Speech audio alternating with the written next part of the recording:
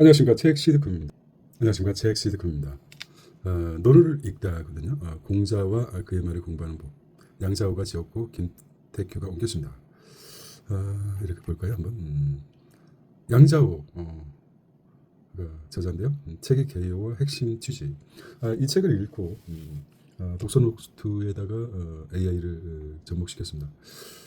양자호는 논어를 읽다는 유교 사상의 핵심을 고전인 논어를 현대인의 삶에 맞춰 새롭게 해석한 철학서입니다. 논어는 공자와 그의 제자들 간의 대화를 중심으로 인간된 사회적 관계, 정치와 교육에 대해서 말합니다. 사실 서양에서도 똑같이 소크라테스, 플라톤, 아리스토텔레스 이어지는 쭉 사실 소크라테스는 자기 본소는 별로 없는 것 같아요. 제자들이 많이 써줘서 이제 소크라테스의 그 문답법 이런 것들을 했듯이 공자도 마찬가지로 본인이 쓰지는 않았습니다. 그래서 공자가 말한 것들을 정리한 게 논어라고 생각합니다. 따라서 양자호는 논어는 단순한 사회적 윤리 교과서가 아니라 인간으로서 살아가는 법에 대한 고전적 지혜로 읽었습니다. 그는 공자를 정신적 유목민이라고 했습니다. 그래서 이제 유목민, 정신적 책을 본 것 같아요. 주식 사이트에 유목민이라는 그 닉네임을 달고 한때 굉장히 유명했던 나는 새벽 4시에 투자를 시작한다 이렇게 어떤 여기서 나온 것 같습니다. 정신적 유목민이라고. 끊임없이 배우고 질문하는 괴로워하던 실존적 인간을 재조명한다. 공자는 거의 한 80까지 살았던 것 같아요. 석가모니도 한 80까지 살았는데 결국 그게 단식의 효과가 아닌가 이렇게 생각합니다. 진시황은 50살인가 그때 올량고에서 전국을 유람하다가 죽음을 맞이했지만 공자도 마찬가지로 배고픈 상태에서 수레를 타고 전국을 헤매다가 어떻게 죽었는지 모르겠지만 배고픈 상태에서 지식을 추구하다가 그것이 또 오래 살 수 있는 기회가 되지 않았나 이렇게 생각합니다. 핵심 개념과 해설입니다. 하기 실습지 많이 들어보셨죠? 하기 실습지 불욕 여와 배우고 때로 익히면 어찌 기쁘지 아니한가라는 말이 있습니다. 지식은 단순히 아는 것이 아니라 삶에 적용해 몸으로 익히는 것이다. 이런 것이죠. 한 권의 책을 읽고 적어도 그 책에서 정말 나한테 와닿는 그 하나의 어떤 행동을 지침이라든지 행동한다면 실천한다면 그처럼 유익한 책은 없을 것이라고 생각합니다. 지속적인 자기 성찰과 반성을 통해 인격을 닦는 과정이 바로 공자의 학문학이라고 합니다. 인을 굉장히 소중해서 인이라는 것은 타인을 향한 내면의 둘이라고 합니다. 인이라는 것은 공자 사상의 중심 개념이며 타인을 배려하는 마음, 인간다운 본질이라고 합니다. 인하지 않으면 예를 지킬 수 없고 질을 완성할 수 없다. 대표적인 철학이죠. 근데 마오쩌둥은 신문화 운동하면서 공자를 완전히 버렸습니다. 중국 그 전통적인 사상을 버린 공산주의자 마오쩌둥은 지금 사실 인은 그 한국에서 굉장히 활발하게 아직도 성리학에서 성균관에서 행해지고 있지만 미국은 그러니까 중국은 홍위병을 통해서 많이 공자 사상, 어떤 유교 사상이 많이 시작된 건 사실입니다. 아직까지 우리가 6.8 운동 있지 않습니까? 6.8 세계적으로 있었던데 6.8 운동은 진짜 대단한 운동이었습니다. 근데 한국에는 도달하지 못했습니다. 그때 당시 박정희가 아주 그냥 어찌 보면 흥선대원군처럼 외세 문물을 차단시켰습니다. 그리고 공포 정치를 행했고 또는 그 당시에 이제 1960년대 66년부터 68년부터 시작된 베트남 실종시키면서 세계적으로 6.8 운동은 굉장히 여성 인류 역사상 가장 큰 세계적인 운동이었습니다. 근데 우리나라만 유일하게 차단됐던 것은 또한 박정희의 과업 어떤 였지 않을까 생각합니다. 예는 그래서 인하지 않으면 예를 지킬 수 없고 질을 완성할 수 없다고 했습니다. 예는 외면적 규범이 아닌 내면적 존중의 표현이라고 합니다. 단지 형식이 아니라 타인과 관계를 맺은 태도와 존중의 방식입니다. 얘는 나를 낮춤으로써 공동체 속의 조화를 이룬다. 군만도 아닙니다. 군자는 요즘은 도덕적으로 성숙한 인간이라고 합니다. 군자가 수염을 기르고 만두집에 가서 요즘 비비고의 만두가 세계적이지 않습니까? 군자는 도덕적으로 성숙한 인간이다. 공자가 말한 군자는 태생적 기적이 아니라 배움을 통한 자신을 다듬는 사람이다. 공자가 말했던 군자는 태생적으로 금수저로 태어난 기공자로 태어난 것이 아니라 배움을 통해서 완성돼가는 인간에 다듬어지는 사람이라고 했습니다.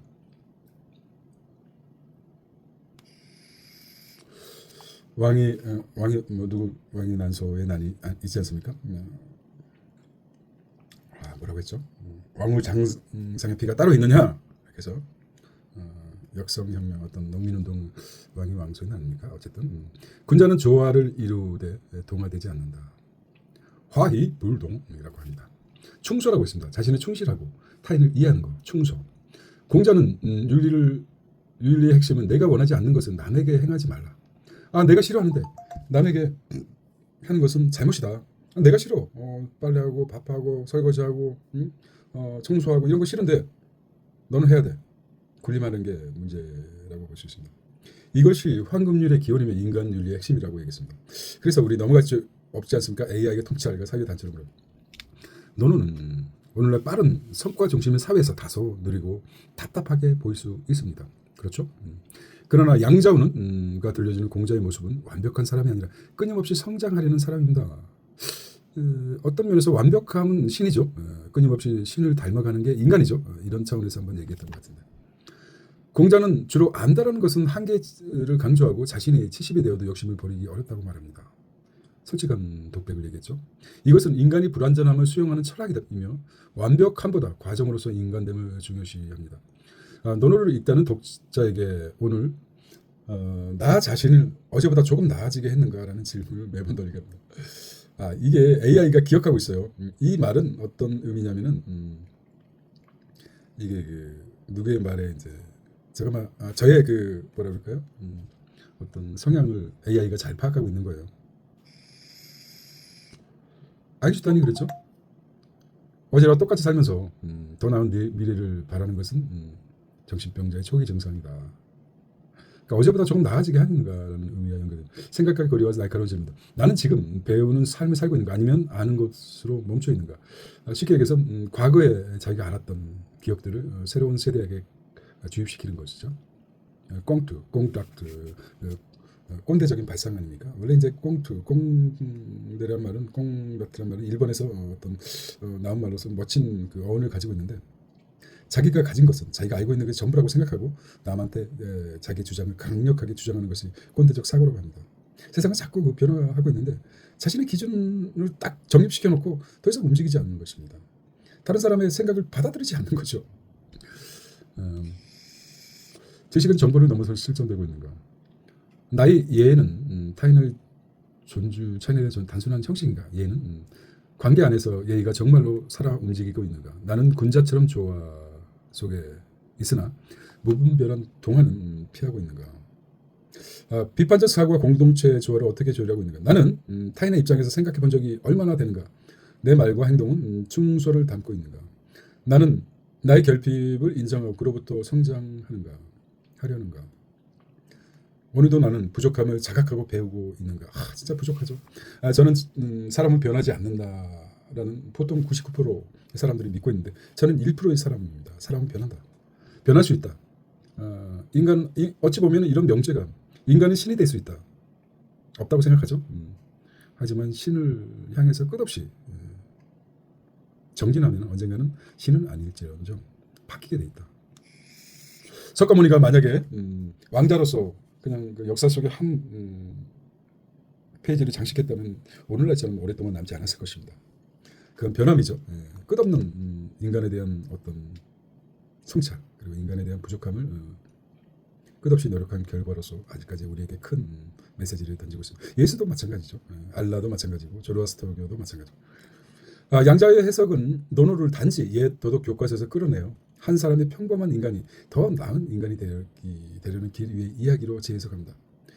공자의 철학은 결국 이렇게 요약합니다. 하루하루 어제보다 더 나은 인간이 되기 위한 실천적 철학이다. 저는 인간을 생각하는 표현이라고 생각합니다. 언제든지 무지막지하지 않습니까? 요즘 근래 역사에 있어서도 마찬가지입니다. 저는 세계의 그 집단 극화가 된 가장 큰 원인이 마오주의라고 생각합니다. 마오주의가 전 세계로 퍼져가면서 히틀러, 스탈린 이후에 인간을 어떤 개조의 도구로 생각하고 가혹한 짓을 행해왔던 건 사실입니다. 그거는 공자가 생각했던 인간으로서의 삶이 아니라 목적을 위해서 어떤 인간을 개조시키려는 그런 공산주의적 사고가 아닐까 생각합니다. 지금도 보고 있지 않습니까? 어떤 조직에 집단에 들어가면 우리가 이제 남자 같은 경우는 군대 갔다 온 사람들은 군복을 입었을 때 예비군 훈련 가면 집단적으로 지나가는 여자만 보아도 훈련 중에 보면 와 소리를 지르고 평상시에는 안 그런 사람이 어떤 조직의 어떤 군복을 똑같은 군복을 입고 남성다움을 나타내는 이상하게 변해가죠. 그런 게 집단 극화거든요. 자기를 어떤 조직에 들어가면은 조직의 장이 어떤 얘기를 하더라도 위안이 됩니다. 그게 바른 것처럼. 그게 이제 극적으로 변화되는 게 집단 극화인데 가장 그 현실적으로 객관적으로 인간으로서 생각할 수 없을 정도까지 변해가게 되어 있습니다.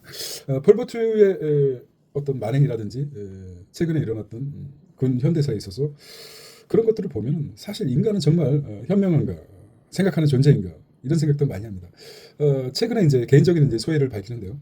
윤 정부가 어떤 그런 것들을 이용하지 않았었나 아직도 늘 부족한 사람들은 이제 스탈린이 정권을 잡았을 때 프로츠키 있지 않습니까? 레닌은 프로츠키를 지명했습니다. 마치 진시황이 부초 큰 장손에게 물려주려고 했는데 후이라는 이사하고 조고가 변형시켜가지고 역사를 변형시켰듯이 스탈린도 마찬가지입니다. 레닌이 스탈린보다 프로츠키 지명했었는데 그것처럼 우리 역사적으로 부족한 사람들이 정권을 잡았을 때 가혹한 결과를 낳게 되어 있습니다. 스탈린도 그래서 역사를 다시 한번 깊게 생각할 필요가 있다고 생각합니다. 물론 뭐 제가 부족해서 저 스스로 많이 부족함을 느끼지만은 그런 뿌리가 있다는 거. 자, 저자는 논어를 읽는다는 것은 자기 자신의 끊임없는 대화를 시작하는 것이다. 그 끝에 우리가 스스로에게 묻게 됩니다. 지금 나는 군장인가? 아니면 아직 배우는 중인가? 군만두를 먹는 자인가? 아직도 배우고 있는 중인가? 군만두의 그 대명사는 누굽니까? 15년간 군만두를 먹었다. 올드보이에 나오죠.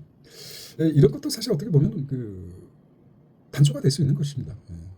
영화도 그렇고 우리는 사유하는 포유이기 때문에 많이 그 사유할 수 있는 정보를 많이 흡입해야 됩니다. 이래서 이제 논어를 봤습니다. 대단한 책이죠. 근데 우리가 인간답게 더 성숙하게 정말 늙어 가더라도 정말 뭐라 그럴까요? 말이 멈춰 섰지만은 책을 통해서 사유하고 물질이 그 세상을 지배하는 사회가 자본주의 아닙니까? 자본주의 내에서도 진정으로 세상이 많이 좋아졌다 하지만 과거의 그 정신적 풍요보다도 많이 떨어진 게 사실입니다. 책을 통해서 자신의 그 시들을 키우고 정신적 시들을 키웠으면 하는 바람입니다. 자, 좀 피곤한가 봅니다. 여기서 끊겠습니다. 안녕.